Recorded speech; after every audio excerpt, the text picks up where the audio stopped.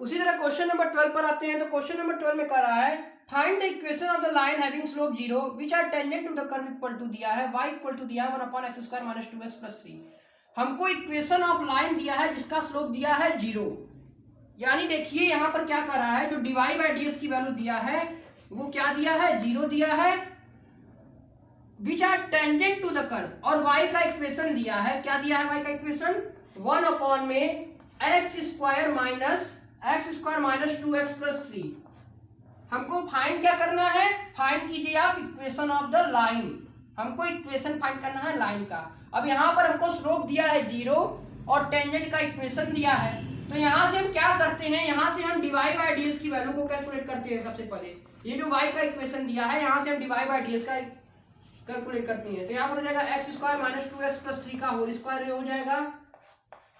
फिर यहाँ पर हो जाएगा x² - 2x + 3 differentiation of 1 with respect to dx -1 हो जाएगा यहाँ पर, और डिफरेंशिएशन हो जाएगा किसका, x² - 2x + 3 का विद रिस्पेक्ट टू किसके, विद रिस्पेक्ट टू dx के। तो यहाँ से देखिए क्या आएगा, यहाँ से आपको जो dy बाई ds की वैल्यू मिलेगी वो क्या होगी, यहाँ से जो dy बाई ds की वैल्यू मिलेगी हो जाएगी -1, ये हो जाएगा 2x यहाँ पर हो जाएगा -2 is equal to x² - 2x + 3 का होल स्क्वायर। अब यहाँ पर क्वेश्चन में ही कह रहा है तो dy बाई ds की वैल्यू 0 है, तो 0 इक्वल टू रख दीजिए -2x, माइनस को मल्टीप्लाई कर देते हैं, ये हो जाएगा +2 अपॉन में ये x² - 2x + 3 का होल स्क्वायर है। इसको यहाँ पर लाएंगे तो ये 0 हो जाएगा, ये बचेगा -2x + 2, -2 को x को इधर ले जाइए, यहां पर ले जाएंगे तो यहाँ पर देखिए क्या होगा,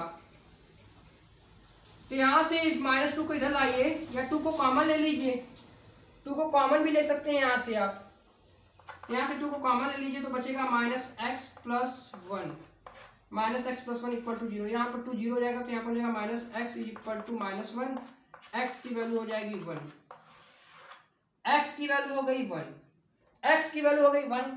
अब हमको इक्वेशन फाइंड करना है, तो यहाँ पर y की जगह क्या रख दीजिए, y की जगह रख दीजिए। अब यहाँ पर y की वैल्यू क्या हो जाएगी, x की वैल्यू हमने निकाल लिया 1 हो गई। अब यहाँ पर क्या देखते हैं कि जो x की जगह हम क्या पुट कर देते हैं, 1 - 2 + 3, ये क्या हो जाएगा, ये हो जाएगा 3 + 4, ये हो जाएगा 1/2 हो जाएगा, ये y की वैल्यू हो जाएगी 1/2। हमने क्या किया यहाँ पर x इक्वल टू रख दिया 1, x इक्वल टू रख दिया 1, तो y की वैल्यू की गई 1/2।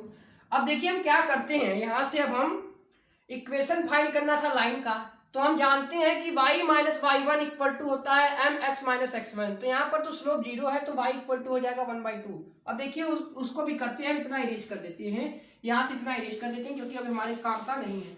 अब देखिए क्या करते हैं, अब यहाँ से हम जानते हैं y - y1 इक्वल टू क्या होता है, mx - x1। y1 की वैल्यू क्या है, y - y1 की वैल्यू हमने निकाला 1/2 आई, जब हमने x की वैल्यू क्या रखा 1, और यहाँ पर अगर स्लोप 0 है तो ये टर्म पूरा 0 हो जाएगा, तो यहाँ से y इक्वल टू आ जाएगा 1/2। यही आपका फाइनल आंसर होगा। तो ये था क्वेश्चन नंबर 12 का सोल्यूशन।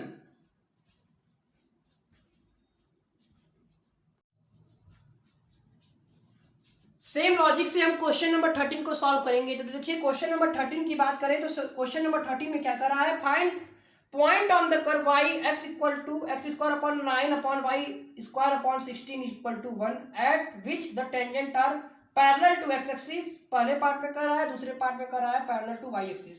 आपको एक पॉइंट दिया है कर्व का x² अपॉन में 9 प्लस y² अपॉन में 16 इज इक्वल टू 1 दिया है। पहले पार्ट में कह रहा है कि जो लाइन है which are tangent are parallel है, किसके पैरेलल है टू x एक्सिस। पहले केस में कह रहा है x एक्सिस के पैरेलल है, और दूसरे केस में कह रहा है ये क्या है, पैरेलल टू y एक्सिस है। अब देखिए, अब मैंने आपको अपनी वीडियो में बताया है कि अगर कोई, अपनी पिछली वीडियो में कई बार एक्सप्लेन किया है कि अगर आपका कोई line parallel to x axis होता है तो उसका मतलब हुआ कि वहां पर dy बाई ds की वैल्यू 0 होती है।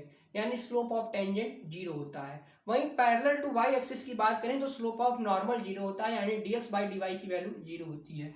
तो देखिए पहले पार्ट की बात करते हैं, तो इसको हमने x square upon 9 y square upon 60 equal to 1 दिया है। तो यहाँ से आप क्या कीजिए, इसको डिफरेंशिएट कर दीजिए विद रिस्पेक्ट टू एक्स। तो यहाँ से हो जाएगा 2x upon 9 is equal to, यहाँ पर हो जाएगा 2y by 16 d y by dx equal to 0।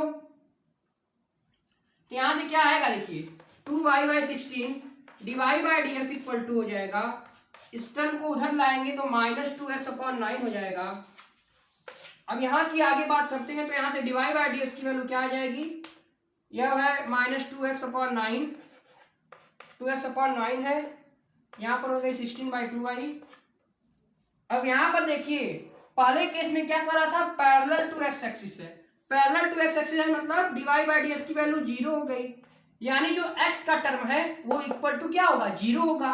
यहां से हम ये कंक्लूड कर सकते हैं कि जो एक्स का टर्म होगा वो इक्वल टू क्या होगा, जीरो होगा। तो अब क्या करेंगे, यहां पर -2x 8 2x into 8 upon 9y है, यानी ये पहला ऊपर वाला जो टर्म है न्यूमरेटर वाला वो वैल्यू क्या होगी, जीरो, यानी x इक्वल टू जीरो है। यहां से हम ये कंक्लूड कर सकते हैं कि जो x इक्वल टू है वो जीरो है। x इक्वल टू जीरो क्यों होगा, क्योंकि डिवाई बाई डी एस अगर पैरेलल है x एक्सिस के, अगर कोई line parallel to x axis होती है तो उसका स्लोप जीरो होता है, स्लोप ऑफ टेंजेंट जीरो होता है, स्लोप ऑफ टेंजेंट जीरो होता है। तो स्लोप ऑफ टेंजेंट की वैल्यू जीरो हो गई। अब जीरो हो गई तो हम जानते हैं कि न्यूमरेटर की वैल्यू भी क्या होनी चाहिए, इक्वल टू जीरो होनी चाहिए, यानी जो x की वैल्यू है वो क्या होनी चाहिए, जीरो होनी चाहिए। तो x इक्वल टू जीरो यहाँ पर हो गई। अब x इक्वल टू जीरो है तो इसी पे पुट कर दीजिए, x की जगह जीरो पुट कर दीजिए, वहां से आपको y मिल जाएगी। अगर कोई यहां से आपको क्या मिल जाएगी, y। अब मैं एक बार फिर इसको रिपीट करता हूँ, क्या करता हूँ देखिए, अगर कोई लाइन x एक्सिस के पैरेलल होती है तो वहां पर डिवाई बाई डी एस की वैल्यू जीरो होती है, यानी स्लोप ऑफ नॉर्मल जीरो होता है, स्लोप ऑफ टेंजेंट जीरो होता है, स्लोप ऑफ टेंजेंट जीरो होता है, स्लोप ऑफ टेंजेंट जीरो होता है। वहीं पैरेलल टू y एक्सिस होती है तो स्लोप ऑफ नॉर्मल जीरो होता है, स्लोप ऑफ नॉर्मल जीरो होता है। अब यहां पर क्वेश्चन में कह रहा था अगर स्लोप ऑफ टेंजेंट, अगर स्लोप ऑफ टेंजेंट जीरो हो गया तो वहां पर क्या हुआ कि जो y की वैल्यू होगी वही होगी कुछ, क्योंकि स्लोप तो जीरो हो गया तो x की वैल्यू नहीं निकाल पाएंगे, यानी y की ही वैल्यू आएगी। यहाँ पर करने का मतलब ये हो गया, यानी x की जगह आप क्या कर दीजिए, x की जगह आप जीरो पुट कर देंगे तो यहाँ से आपको बस y की वैल्यू मिलेगी और कोई वैल्यू मिलेगी नहीं, x की वैल्यू नहीं मिलेगी, क्योंकि स्लोप ही जीरो हो गया तो वहां पर x का टर्म क्यों आएगा। हम जानते हैं कि y minus y1 equal to होता है m x माइनस x1 होता है, ये होता है। अब ये टर्म पूरा जीरो हो गया तो यहाँ से बस केवल y की ही वैल्यू मिलेगी, क्योंकि स्लोप ही जीरो हो गया तो y की वैल्यू जीरो होगी। तो बात करते हैं, अब इसको आगे इरेज कर देते हैं। अब यहाँ से हम पहला पार्ट को सॉल्व करते हैं, देखिए इतना इरेज कर देते हैं। तो इसका मतलब क्या हुआ कि x की वैल्यू जीरो हो गई, तो यहाँ पर x की जगह जीरो पुट कर देंगे तो जीरो का स्क्वायर हो जाएगा, ये हो जाएगा जीरो, यहाँ पर हो जाएगा, इसको डायरेक्ट लिखते हैं, यहाँ पर हो जाएगा जीरो का square plus 9 plus y square equal to 16 is equal to 1 हो जाएगा। तो यहाँ पर हो जाएगा y square equal to 16, y square equal to 16 हो जाएगा। तो वाई की वैल्यू क्या आ जाएगी, प्लस माइनस 4 हो जाएगी। अब x इक्वल टू जीरो पर वाई की वैल्यू क्या आ गई, प्लस माइनस 4। देख सकते हैं यहाँ की केवल y की वैल्यू हमको मिली है, हमने x equal to zero put किया तो y की वैल्यू क्या मिली, प्लस माइनस 4 मिली। सेम लॉजिक से अगर पैरेलल टू y एक्सिस है, इसका मतलब क्या हुआ, अब यहाँ पर हमने पहले पार्ट को यहाँ पर सोल्यूशन किया है, पहले पार्ट का सोल्यूशन हमने यहाँ पर किया है। अगर कोई लाइन x एक्सिस के पैरेलल होती है तो वहां पर स्लोप ऑफ टेंजेंट जीरो होता है, स्लोप ऑफ टेंजेंट जीरो होता है तो वहां पर हम कह सकते हैं कि डिवाई बाई ds की वैल्यू जीरो होती है। अब डिवाई बाई ds की वैल्यू जीरो होती है तो यहाँ पर हमने इसको डिफरेंशिएट कर दिया फंक्शन को विद रिस्पेक्ट टू x, तो यहाँ से मिला 2x upon 9 upon 16 upon 2y। हमने यहाँ पर रीअरेंजमेंट किया इस क्वेश्चन को करके बाद, तो यहाँ इसका मतलब हुआ कि जो न्यूमरेटर का टर्म होगा वो जीरो होगा, तो न्यूमरेटर में क्या है, x है, तो x इक्वल टू जीरो होगा, तो यहाँ पर x equal to zero put कर दिया तो y की वैल्यू मिल गई 16 और y स्क्वायर इक्वल टू 16 हो गया तो y की वैल्यू हो गई प्लस माइनस 4। तो यहाँ से एक इक्वेशन मिल गई पहले पार्ट का 0 कॉमा प्लस माइनस 4, ये था आपका पहले पार्ट का सोल्यूशन अगर पैरेलल टू x एक्सिस है। सेम लॉजिक से अगर पैरेलल टू y एक्सिस है तो क्या होगा, dx बाई dy की वैल्यू क्या होगी, जीरो, इसका उल्टा कर देंगे वो जीरो होगा। अब इतना इरेज करती हैं, ये आपका पहले पार्ट का सोल्यूशन इतना ही है, और तो इसको आप डिफरेंशिएट कर ही सकते हैं। अब देखिए सेकंड पार्ट की बात करते हैं, तो सेकंड पार्ट में मतलब क्या हो गया, अगर कोई line parallel to y axis है, इसका मतलब क्या हुआ कि जो dx बाई dy की वैल्यू है वो इक्वल टू हो गई 0। अब इसका उल्टा कर दीजिए, इसका उल्टा करेंगे तो क्या हो जाएगा, इसका उल्टा करेंगे तो हो जाएगा, ये हो जाएगा 9y इक्वल टू 9y, और यहाँ पर माइनस लगता है। हम जानते हैं, देखिए हम क्या जानते हैं कि slope of m1 into m2 is equal to -1 होता है। तो स्लोप ऑफ नॉर्मल की वैल्यू तो जो गई, यहाँ पर स्लोप ऑफ नॉर्मल को क्या लिख सकते हैं, dy by d x into m2 is equal to हो जाएगा -1। अब यहाँ पर आगे माइनस लगा ही है, आगे भी माइनस लगा है, यहाँ पर भी माइनस है, तो m2 की वैल्यू क्या हो जाएगी, m2 यहाँ पर क्या रिप्रेजेंट कर रहा है, m2 यहाँ पर स्लोप ऑफ नॉर्मल रिप्रेजेंट कर रहा है, तो हो जाएगा -1 upon dy by d x, या इसको लिखना चाहे तो -dx बाई dy हो गया, -dx बाई dy हो गया। अब यहाँ पर -dx बाई dy कर देते हैं, -dx बाई dy क्या करेंगे, इसका उल्टा कर देंगे, इसका उल्टा कर दीजिए, वहां से आपको dx बाई dy की वैल्यू मिल जाएगी, और dx बाई dy की वैल्यू इक्वल टू क्या होती है, पैरेलल टू अगर y एक्सिस होता है तो 0 होती है। तो देखिए यहाँ से अगर हम dx बाई dy की वैल्यू निकालेंगे तो यही आएगा, देखिए क्या आएगा, 9y अपॉन में 2x इंटू 8।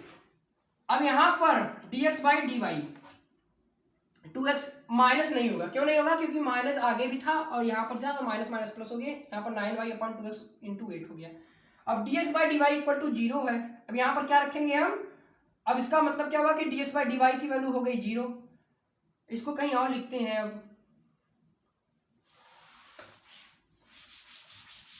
अब देखिए इसका मतलब क्या हुआ, इसको ऊपर लिखते हैं, इसका मतलब है कि dx बाई dy की वैल्यू हो गई 0, तो यहाँ से 9y upon 2x plus 2x into 8 हो गया। अब देखिए अगर dx बाई dy की वैल्यू 0 हो गई, अगर dx बाई dy की वैल्यू 0 हो गई, इसका मतलब क्या होगा कि जो y की वैल्यू हो गई 0 हो गई, y की वैल्यू हो गई 0, y की वैल्यू क्या हो गई 0 हो गई। अब क्या करेंगे, जो इक्वेशन आपको दिया था, क्या दिया था equation, x square upon 9 plus y square upon 16 equal to 1, क्या दिया था इक्वेशन, इसको लिखते हैं।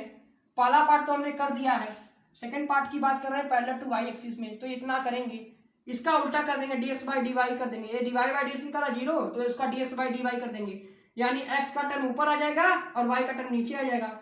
अगर पैरेलल टू वाई एक्सिस हो तो स्लोप ऑफ नॉर्मल 0 होता है, तो इसका मतलब हुआ कि y की वैल्यू 0 हो गई। अब इक्वेशन क्या था, x square upon 9 plus y square equal to y square upon 16 equal to हो गया 1। अब ये वाला टर्म 0 हो जाएगा, तो बचेगा क्या आपके पास, अब यहाँ पे जो टर्म बचेगा उसको लिखते हैं, यहाँ जितना इरेज कर देते हैं, अभी हमारे काम का नहीं है। अब देखिए क्या होगा, यही आपका इक्वेशन दिया था, x square upon 9 upon y square upon 16 equal to 1। अब यहाँ पर x स्क्वायर अपॉन 9 होगा, ये टर्म तो 0 हो जाएगी, इक्वल टू 1 हो जाएगा, यहाँ से x स्क्वायर इक्वल टू हो जाएगा 9, तो x की वैल्यू क्या आ जाएगी, प्लस माइनस 3 आ जाएगी।